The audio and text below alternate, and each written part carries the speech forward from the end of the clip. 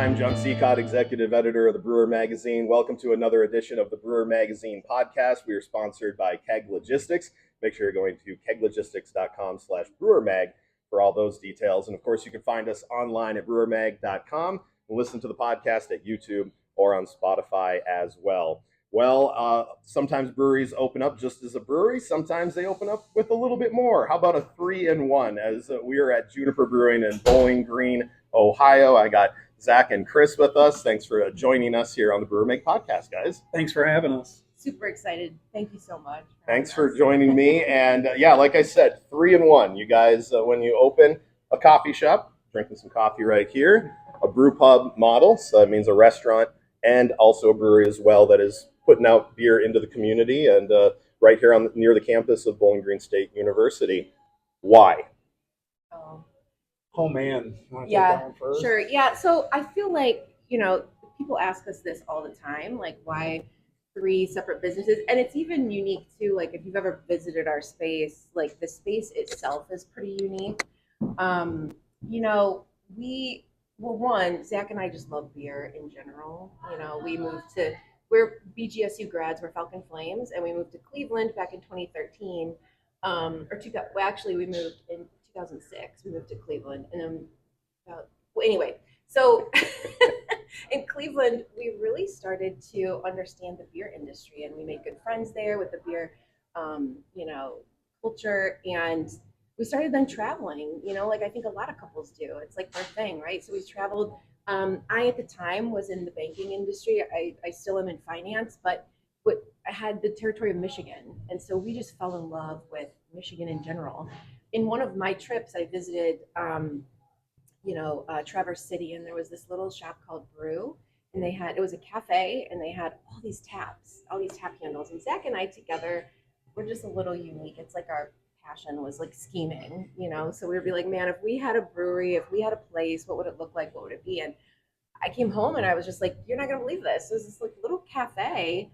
It had a cafe menu but all these beers on tap. And I was talking with the owners, and they were like, yeah, the culture here is really amazing, and people come and they stay all day. And that was really sort of the seed for what evolved into Juniper years and years later. Lots of stuff in the middle there. We had 3 kids. I switched jobs multiple times. Zach was a teacher for 13 years. Huge science background. And, just I think it was always in our hearts to be entrepreneurs. And so when we got the chance, we moved back here to Bowling Green from Cleveland. Unfortunately, my father-in-law, Zach's dad, had cancer at the time. And this was right before the pandemic. So we moved back home here.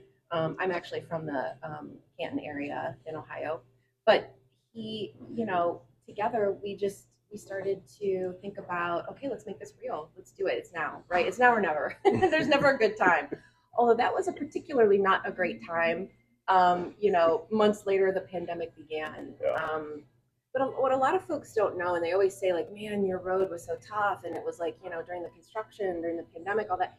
The reality was, when the pandemic hit in March, we really hadn't drawn a significant amount on our SBA loan.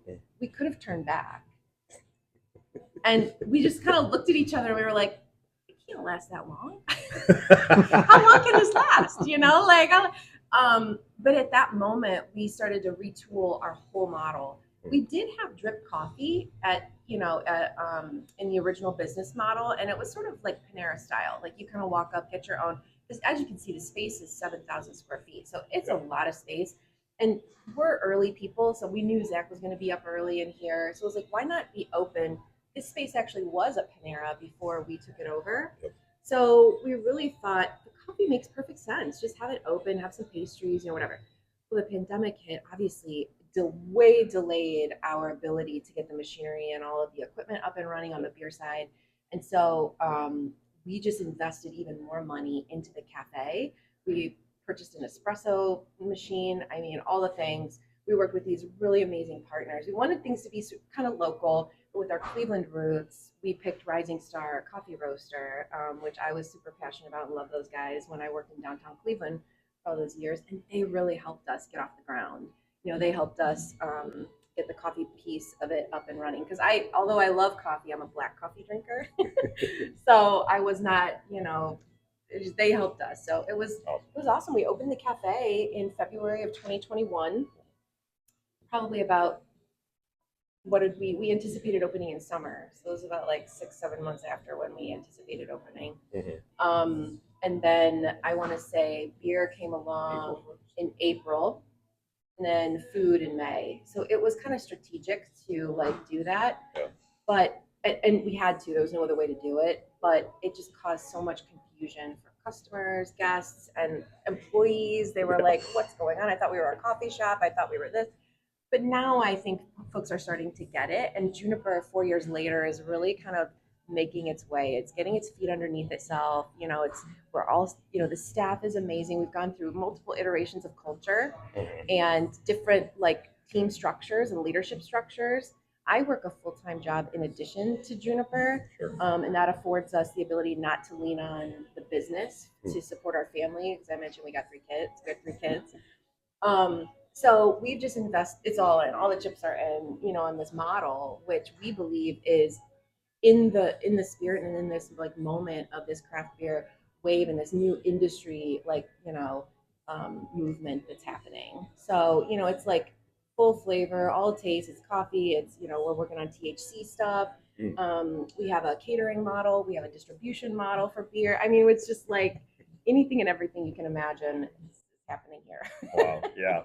And that's got to be some logistical challenges as well in managing basically 3 different operations. Yes. And really now it's sounding more like maybe 5 different operations if you really put it into that perspective. Yes. How is that hire? Is it all under you, or are you going to finding people to be able to kind of manage different things, Zach? I mean, what is that logistical challenge, and how do you overcome it? This Brewer Mag podcast is sponsored by Keg Logistics. Now's the perfect time to review your keg management strategy. Whether you're seeking a truly flexible keg rental program or intrigued by the seamless distribution freedom of paper fill, Keg Logistics is ready to craft a personalized solution for you, ensuring you receive the kegs you need precisely when you need them. For details, visit keglogistics.com/brewermag. Keg Logistics, modern solutions for keg efficiency. Well, there's a lot of logistical challenges with it. And I think that Chris and I continue to learn the best way, which we're still working on figuring out what that best way is. Chris and I kind of like, with her schedule, she travels, like she said. So Chris and I have to schedule time to meet like on the weekends to like talk about these things. So it's really her and I talking through things and the best, we've never owned a business before. So what we think would be the best. And, then we come back and I kind of disseminate information to kind of our leadership team and they kind of run with the things that Chris and I want to do. Like I said, there's not always the best, or, we change these decisions. We learn as we go. And then we kind of retool and regroup and make the next best kind of decision that we think is the right thing. Go ahead. I was just going to say, I think what brewers and other folks might want to hear is like, so our model is like four revenue lines. So it's distribution, it's, the restaurant, obviously we have full service restaurant menu, servers, all the things. We have the cafe, and then we have like a catering business or special events. So it's 4 revenue lines. And the glory of that is you're not dependent on just one, right? It's all 4 kind of coming together. And so what Zach is referring to is this, sort of, I'll call it org chart, we call it a working document, right? It's like constantly going through. So we've gone through multiple iterations. Do we need a GM? Do we need, different, shift leads and team leads in all the different areas? So we have a different, shift lead for cafe, a shift lead for kitchen, a shift lead for front of house. I mean, we've gone through all these different iterations of org charts. And it's trial and error. It really, really is. And you've got to find out what works best for you. We live in a college town. There's so much turnover on our staff. So we had to pivot really quickly and understand, like, how do we get people up and running quickly, and are able to, just help folks get, because oftentimes folks are coming here, it's their first job. Yeah. I mean, and that's a lot to take on, as a business model when you're doing all these sophisticated tech, stuff. And it's so It's been a lot. It's been fun, but lots of learning. We're always humbled every time. Every time, it's like something doesn't work out, we're like, oh, Yeah. shoot. But when it comes to like entrepreneurs, I know like even us here at Brewer, entrepreneur backgrounds with Tyler, and then starting the magazine, having his own brewery now. You always are leaning on mentors. Did you guys have people to lean on, either business wise, brewing wise? Who do you still talk to kind of flesh things out? So on the brewery side of things, yes, absolutely. We, like Chris had kind of mentioned in previous questions, we spent a lot of time in Cleveland, met some amazing people, and got the opportunity to work for and learn from some big names in the Cleveland area. I went through the American Brewers Guild, so my first experience coming out of the Brewers Guild was working at Fatheads, and so working with Matt and Chris and Sean Yasaki, who's probably my biggest, I would say, mentor. At the time, they were all at Fatheads, and so It was a cool time to be there at Fatheads because they were just getting started with their very first production facility. Which, and at the time, I think that Chris had installed like 3 fermenters in that whole place. And so I would go over to the production facility on certain days and work with Chris. I got the opportunity, like I said, to work with Matt. But I spent really the most time with Sean at the time. And Sean was just basically a starting out brewer at the time. He'd had a limited amount of time at Fatheads at that point, but was kind of Matt and Mike, their only other person in the brewery at the time. So I spent a lot of time with Sean, then went from Fatheads and spent some time with Andy at Market Garden. I spent a summer there. All this was during teaching. So any break that I had, I would just go down there and say, listen, the Brewers Guild would get me in the door, and relationships with these guys. And I'd be like, I don't need money. I just want to work. We're working on this. And so they were like, oh, heck yeah, you can come and work. Just leaving out one part. I was pregnant with twins at the time. Oh boy.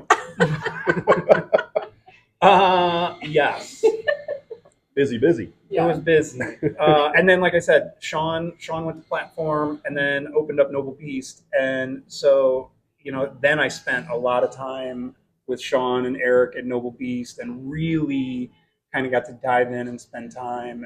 And the two of them combined, which we're all still texting back and forth about issues or questions or whatever else, really allowed me to that was about the biggest learning took place there. Awesome. And I would say on the business side, I think, I don't think we really have like a mentor of such, but I'm always digging in and reading about certain companies. I mentioned Panera. I dug in and really understood the story of Panera, Starbucks. Did a bunch of digging and read a bunch of stuff about, John Schultz, all the things. So a lot of CEOs, Bob Iger, who's was the president of Disney and still is, just reading about different sorts of companies and how they formed and what their story is and how they evolved. The culture of Juniper and the premise of the beer is really important for sure. But ultimately, what I think we're in the business of is creating connection. That's at the heart of what we're trying to do. And the beer, the food, the coffee is all just the vehicle to do that. And so I'm always looking at, even Patagonia, I researched and dug into. So it's just about the spirit of, social, environmental awareness and responsibility and all those types of things too. So. Nice. So you kind of touched on it when you were talking about kind of these might be first-time employees and first-time jobs. Yes. When it comes to running a coffee shop and a brew pub, and there's brewing involved as well, how much cross-training is there involved, and or is it singular? Could you have a morning shift and an afternoon shift, type things like that? How has that evolved at all, from where you thought it would be? Well, we have one perfect example of that. And that is Elena, who is our brewer. She works hand in hand with Zach. She started as a cashier, 19 years old, day one. She's been here for 4 years. And over time has learned, the bar side of things, came back and talked with Zach about wanting to be, on the beer side, has trained, and now is a full-time brewer. And she began her career. She was on a panel